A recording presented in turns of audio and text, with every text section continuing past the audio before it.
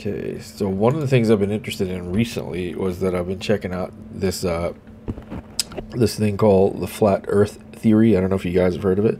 So basically, there's like a whole population of people that believe in the flat Earth, that it's not a ball, a sphere of three dimensions, but it's a flat Earth, and that it's rising continuously. So that's why we have gravity, because if it's rising and we jump, we have to come back down to hit it, because the Earth is actually raising up to touch us, no matter what part of the Earth we're on. Because if you assume that it's all flat, there's no roundness to it.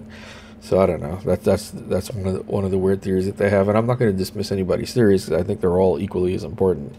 You have all these different religions that believe all these different things, and you have all these different physicists that believe all these different ideas in physics. So we can never actually tell which is which and what's what. But I do try to keep my mind open to these things. So I don't know if you guys are familiar with Professor James Gates, who discovered within the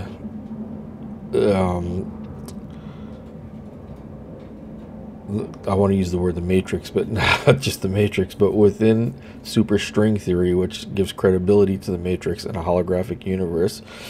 That's why I wanted this. That's why it made me think for a second, because I wanted to phrase this correctly. He said within the super symmetry theory, everything is connected, right? That they're finding codes, computer codes. They're binary computer codes in form, and they're not just any specific computer codes, but they're error correcting codes that, like when you open your browser and let's say it doesn't open the entire way, there's error correcting codes that kick in. So he found these codes, and he's trying to figure out what they actually, why would we have this embedded into the, I guess, the fabric of existence or reality or whatever you want to call it, right? So it's a great question, because as from a yogi's perspective, or somebody that's very well, I want to say very well read, but I like to study and to practice in the Eastern forms of philosophy and meditation and yoga, and I've read a lot of different books on the topic, and I've also done a lot of meditation, had some great experiences.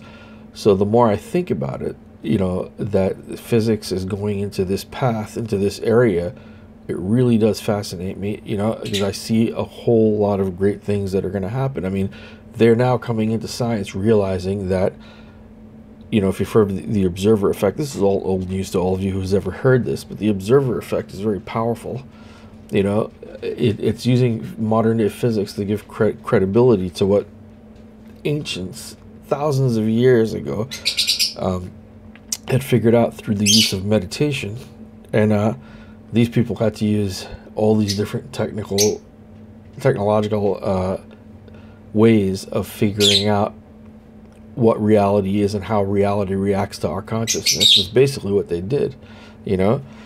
Is existence or reality a reaction to our consciousness? Or are we a reaction to that? So these are some of the questions I like to ask. But there's a lot of interesting theories, a lot of interesting things out there, and in the future I'm going to be talking about a lot of this stuff, because I've in between all my studies, I don't know if you can see all the stuff here, but this is my desk here, and I'm not going to move the camera around too much, but if you see all the things I have set up here, and the type of work that I actually, the studying that I do aside from the school studying, I mean, it's a lot. It's definitely a lot of work that I do. And this is all personal study, because I think in life, if you're just living it without trying to figure out what it is, basically, to me, well, I love animals, but you're pretty much down to the level of one that's not a human, because a lot of them aren't sitting there trying to figure it out. Maybe they already know. Who knows? I'm not going to take away from any of the animals. They seem to know something more than we do. I have to say that, there's a lot of talk also in the New Age community where people are talking about, I guess, things, ancient wisdom and philosophies that, to me, have taken people lifetimes to learn, and you have all these American, New Age spiritualists all trying to give new definition to what's already been defined. and I think it's basically a very poor rendition of,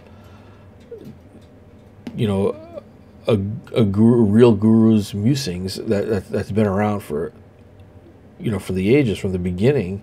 And you know, you have these guys just trying to spin off in their own way something that's already been said by somebody who's actually done the work.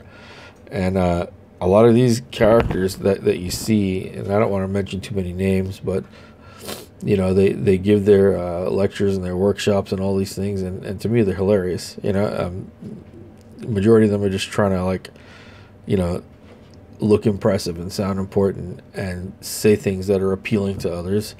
And you know, the majority of the guys that are in there are just trying to get laid, which I don't blame them. I mean, it's human nature, you know. But to do it in the name of something so vital as, you know, of spirituality and mysticism and all these things, which, who knows? I mean, that's all maybe a part of it also. It just seems kind of funny to me, that's all. But I'll be talking about a whole bunch of other things coming up soon. This is my first time on here, and I just want to let you guys know the kind of things I like to talk about. So it's not going to fit everybody's genre or field or you know, what they normally like, because I talk about everything. You know, like I said, I believe in UFOs. I believe in you know, I've experienced in meditation being out of a body completely, or just being somewhere else and being somebody else, like another physical form. And that changed my life. That turned me into a vegetarian, actually. But I'll go into that in the next broadcast. So this was just giving you guys a little bit of an update of what's going on. So I have to go pick my wife up now before, you know, she comes at me and my little doggy, Nandi. I don't know if you can see him back here. Nandi, yeah, there he goes. He's big nose. So me and him are going to go pick up the wife, and we'll be back. I hope you guys are watching. Hope you guys are very interested in all this weird stuff, because it's going to get even weirder. All right, guys, talk to you. Rav Zavi out.